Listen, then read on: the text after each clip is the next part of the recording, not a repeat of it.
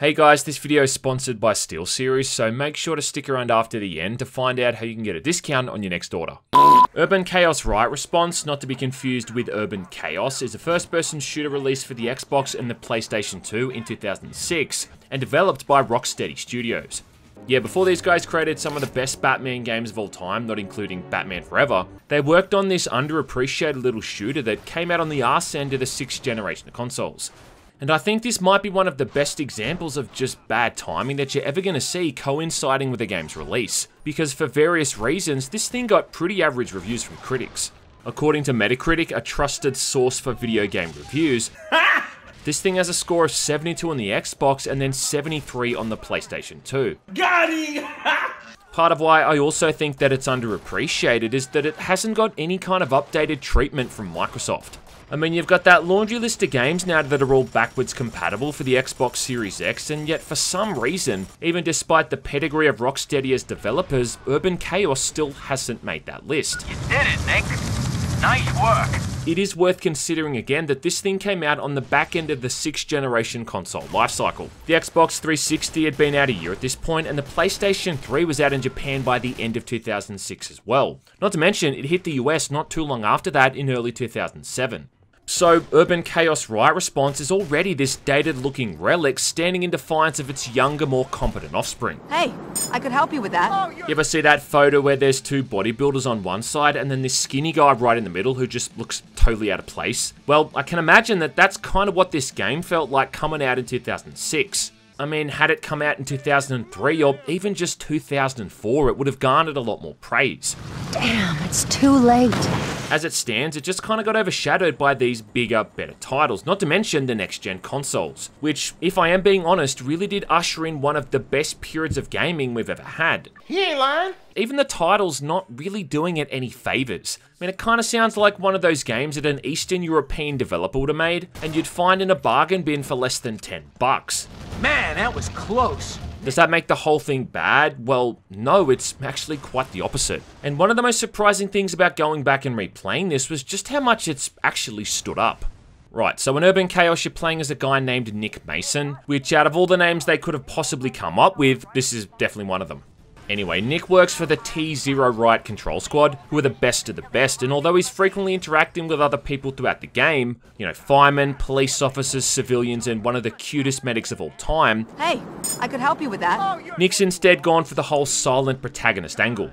Instead of words, it seems that Nick relies on the sledgehammer subtlety of pistols, shotguns, and tasering people in the face.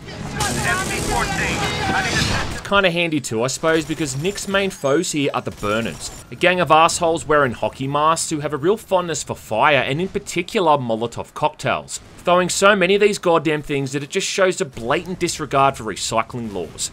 The premise here is that the Burners have taken over this entire city, and they've turned it into a place that kinda reminds me of how Los Angeles is always portrayed in every late 80s and early 90s action movie.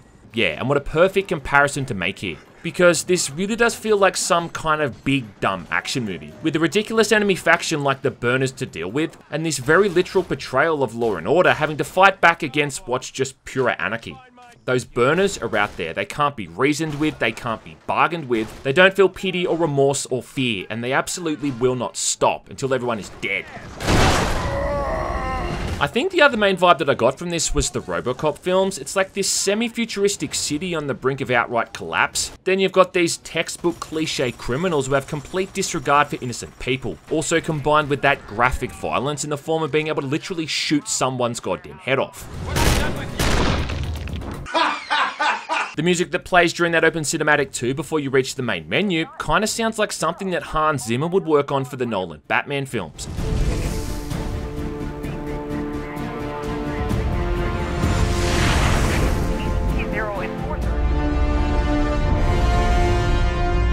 Again, it's like poetry, so if they rhyme. Again, kinda funny considering the games that Rocksteady would work on in the future. This is a game developed primarily for the Xbox and the PlayStation 2, so don't expect cutting-edge visuals or anything like that. The important thing though is that they both play pretty smoothly, and in terms of the overall presentation, they're pretty decent looking games. The lighting and certain effects in some of the areas just looks really good, and it kinda skates this thin line between being cartoonish and also realistic. Off the back of that too, I'm not really sure if I'm supposed to be taking this stuff seriously. The main menu has this swirling American flag in the background and then all these various close-ups of Nick's equipment, along with a music track that kinda sounds like a ghetto version of Let the Bodies Hit the Floor. This is the kind of thing that could only ever come out of that post-9/11 Bush administration era, and the premise of playing as this stoic knight in shining armor in the form of a basically glorified police officer is the kind of thing I think that would just be laughed at in the current year.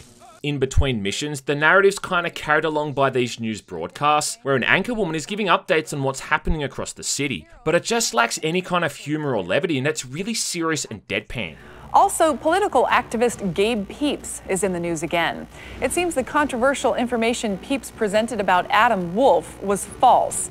I kept expecting there to be some kind of parody commercial in between all these news updates, like a commercial for an overpriced sports car or 5,000 block sun cream. I'd buy that for $1.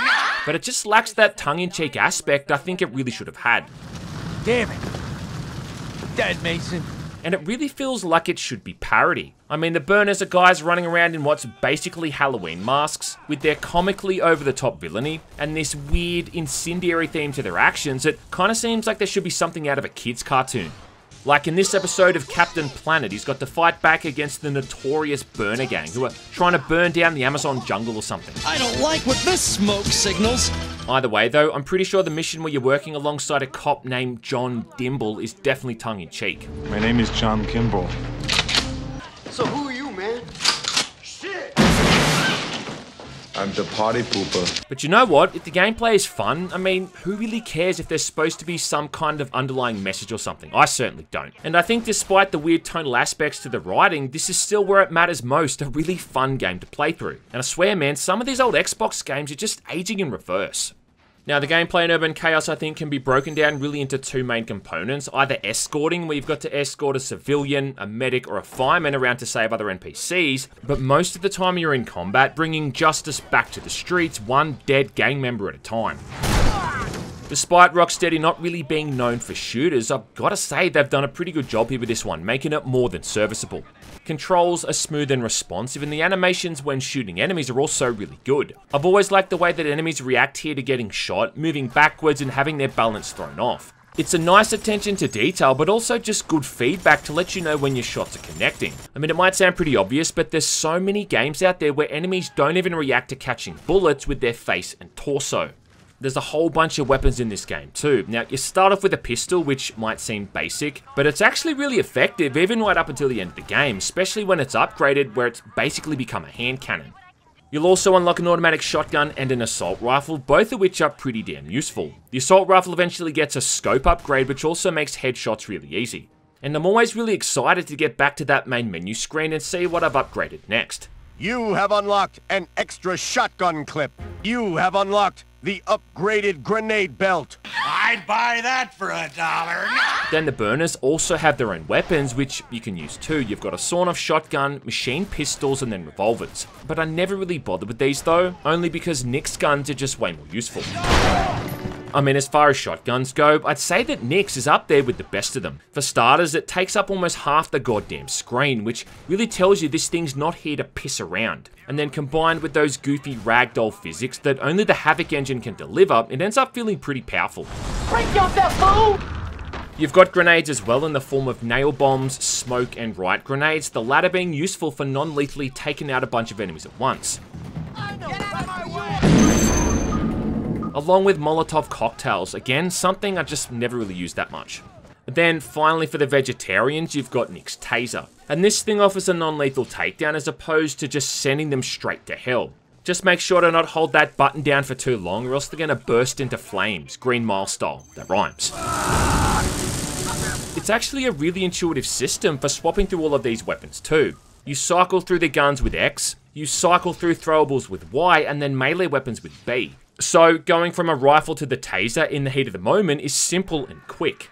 The real showstopper though is the Riot Shield, which is just such a fucking cool concept. It's kind of shocking how we haven't seen this thing in shooters all that much.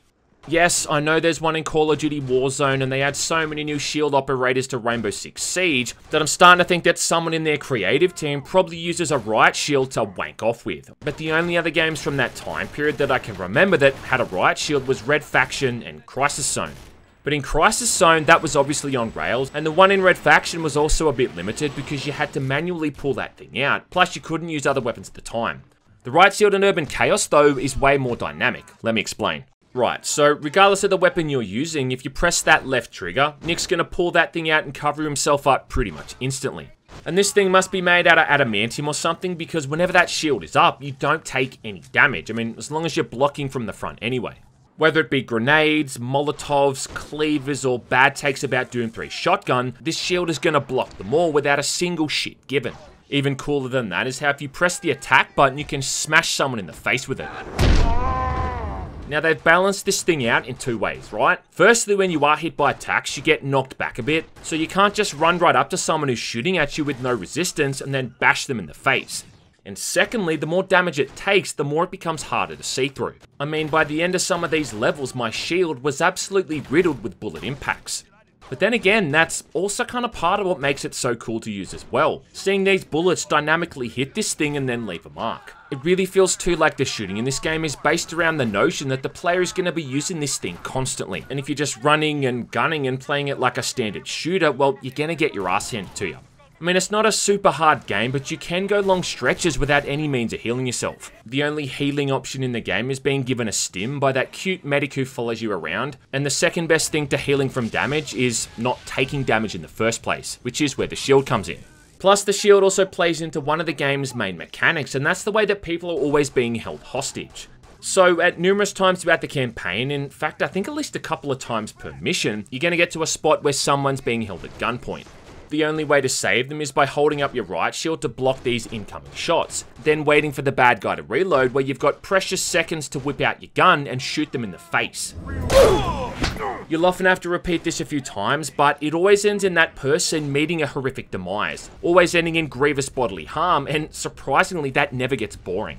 You can almost always see this coming too, like the burner might be standing in front of a buzzing generator or something, or with their back to some open train tracks. Gotcha, bitch! For one of them, the guy's standing on the edge of a rooftop, and as he falls, he disappears from sight, only to apparently get minced on rotor blades from a chopper that's hovering nearby. Then the pilot even complains about getting his chopper covered in blood and guts. Damn, Mason! I only just got it clean! And there's just something so undeniably fun about how blatant this stuff is. Throughout some of the levels, you'll have to enter these burning buildings, often accompanied by a fine member of the firefighting department, and whilst all these guys are good at is chopping down doors and piggybacking civilians to safety, there's also going to be times when they'll chop down a door which lets out a nasty backdraft. Yeah, 350 degrees Celsius of red hot flames, which once again your trusty shield can block with no issues. Still though, outside of having a Riot Shield that's got God mode turned on, it's actually a pretty challenging game. And by the end, you're fighting guys armed with grenade launchers, machine pistols, and burners with battle rifles who are much smarter and supposedly well trained. I do think part of what makes Urban Chaos so enjoyable is that it doesn't try to do too many things. It just does what it does well, and it manages to introduce all these new threats in a seamless and cohesive way. You never feel like you're being overwhelmed, and it's always clear as to what you're supposed to be doing. And it kind of reminds me of the gameplay loop in those Batman games. Like, take Arkham Asylum for instance, right? In that game, you're either fighting, you're sneaking around on some gargoyles taking out criminals from the shadows, or you're searching for clues. I've got a trail. That's great. You follow it. There's always a clear difference between each of these sequences, and it's always instantly clear which is which. And the same thing in Urban Chaos, you always know when you have to chop down doors and put out fires. Or hold your nerve against a burner as he has his gun to the head of an innocent civilian. Savvy? It's kind of something that doesn't get focused on much, simply I think because we take it for granted with most games these days, but simply designing the gameplay loop so you're never lost on where to go or what to do is an often overlooked aspect of game design, especially a lot of older games like this. As for the campaign itself, I think they've done a pretty good job at trying to keep the missions as varied as possible, which is good given how it's all really set in the same place. For the first level, you start off at T0 headquarters, which is under attack, and this is really just a bit of a tutorial mission to help you come to grips with all of the main mechanics. You get your Riot Shield, you escort a fireman through some burning areas, and then have to deal with a gang leader in a hostage situation before it all comes to an end. The second level, you're now moving through canals and warehouses, rescuing injured civilians and saving the warehouse owner who's again being held hostage. From level 3 though is where you start to notice a bit of a spike in difficulty. I mean, not only is this level a fair bit longer than the last two, but you have to also go through a burning building, which is an absolute rat's maze, and rescue 3 civilians who are trapped inside. The only way to navigate through here is with a breather mask, which kind of looks like the Predator's heat vision. This thing prevents you from choking from smoke inhalation, but visibility becomes so bad that you wouldn't even be able to see your own dick if you tried to pull it out to take a piss. You did it, Nick. Then you've got to rescue these 3 civilians and get them out in a time limit, which can be kind of confusing given the layout of the building. Though thankfully the pathfinding for the friendly AI is pretty damn good. Fantastic. Get everyone out of the building. Now I did think it was a bit weird what they decided to do next. For some reason, in between the 3rd and the 4th level, the whole thing then turned into this really weird rail shooter set in a graveyard. Now, instead of fighting gang members, I was shooting back against Nazi zombies and skeletons that seemed to come out of the ground as women dressed in bikinis appeared on the screen. Definitely a weird stylistic choice to suddenly include a level like this, and it felt like something out of an entirely different game, but nothing else to do, have to praise their creativity. Anyway, for the 4th level, you're back in the city, thankfully, and now it's the middle of the day as you're near City Hall, again rescuing people from the streets before then hopping in a chopper and mowing down burners on the rooftops with a minigun. And yeah, who doesn't love a good minigun sequence? This level ends inside the sewers as you try to capture the gang leader who's armed with a goddamn rocket launcher. The 5th level is more docks and warehouses, and this is probably the least interesting mission in the whole game, only because it doesn't really add anything all that new or exciting into the mix. You've got a pretty big shootout alongside some cops near the end that's kind of impressive, but they don't really add any new mechanics into this mission. It just kind of feels like it's there to pad out the numbers. Shipping containers don't make for the most visually exciting backdrop either. From the 6th level and onward though is where shit starts to get real, and there is a noticeable ramp up in challenge from here on in. This level begins with a sequence on a train, which is a must for any first-person shooter, and you've not only got to defend the train driver at the front of the train, but also your medic girlfriend at the back. Alongside your train is one that's filled to the brim with bad guys, and they're constantly jumping across and causing havoc, forcing you to run from one end to the other. This sequence ends as you'd expect, with the whole thing crashing, and then you're moving through a subway station, again another classic FPS level design trope. This level also introduces the enemies armed with chainsaws. I mean, at least they call it chainsaws, they're really more like buzzsaws. But if we're going to start arguing about the accuracy of weapons in this game, well, we'll be here till we start bleeding from our assholes. Either way though, the sight of one of these guys coming towards you is going to get that sphincter all nice and puckered up.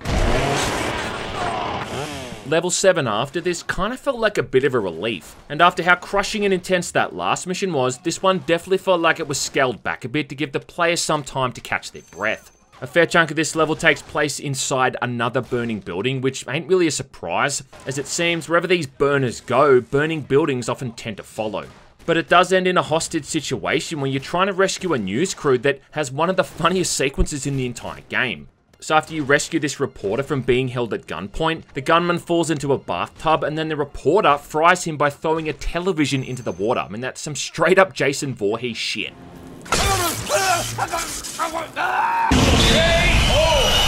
The 8th level is set on a construction site atop an unfinished skyscraper, and it's just this gauntlet of enemies you've got to move through as you have to rescue one of your commanding officers. It of course ends exactly how I'd expect. Of course!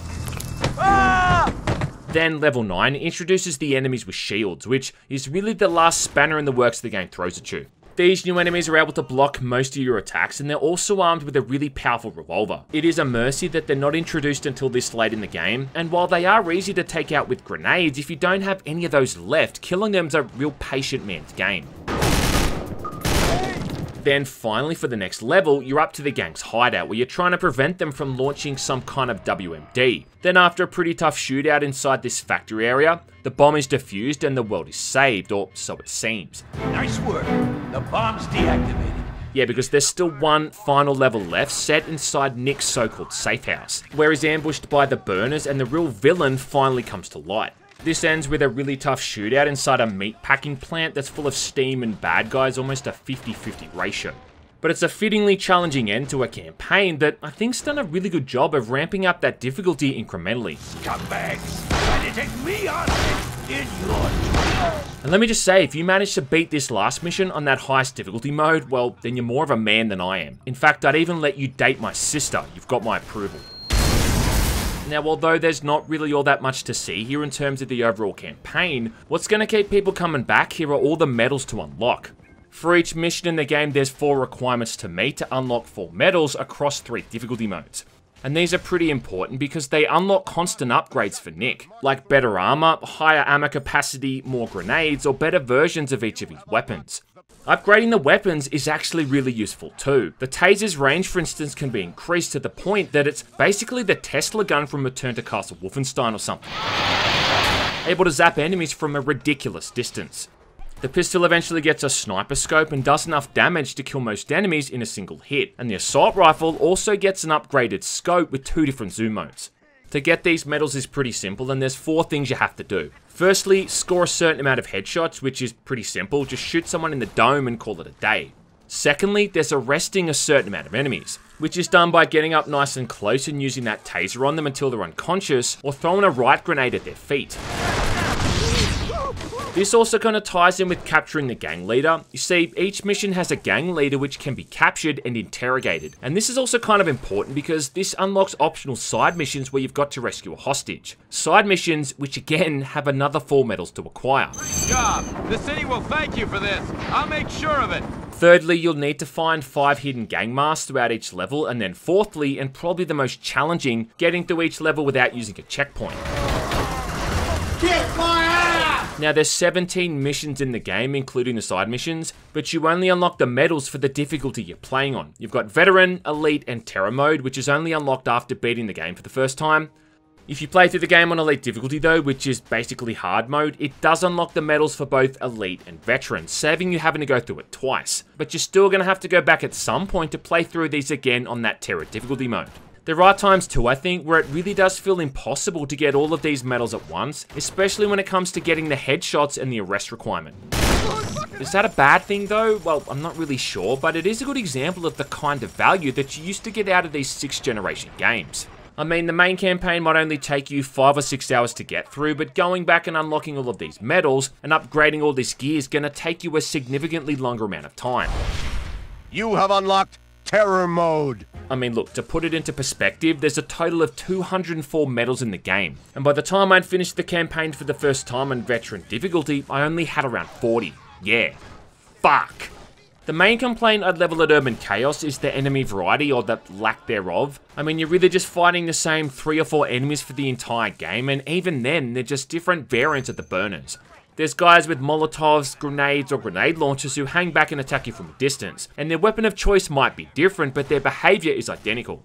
And again, for the burners with guns, either sawn-off shotguns, machine pistols, or assault rifles, it's the same thing. Different weapon, but same behaviour. The only real unique enemy I think are those guys with the shields, who often take your primary focus as they're pretty damn dangerous if you don't deal with them quickly.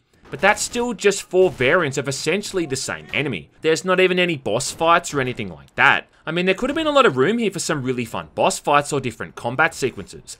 Like maybe the burners could have hijacked a chopper or something and you'd have to gun it down. You could have had a burner in super heavy armor that you had to avoid and hit from the back or something like that. But it's really just lacking these kind of fights entirely. In fact, there's not even any kind of final confrontation for the end of the game.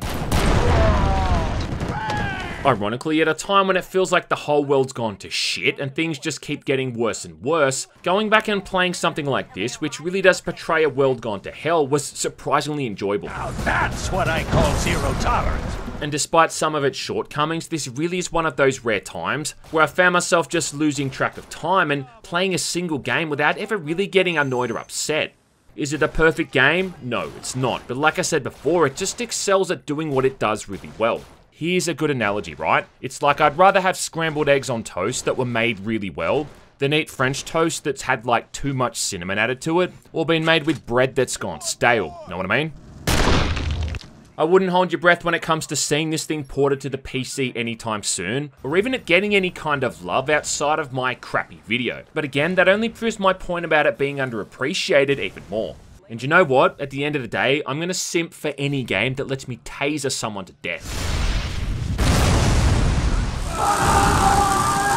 Right, so if you're still watching, well, thanks for sticking around, and let me give a final shout out to my sponsor, Steelseries. Steelseries makes some of the best gaming peripherals, from headsets, keyboards, mice, and gaming pads, all synced together with a handy program that lets you modify the hell out of them.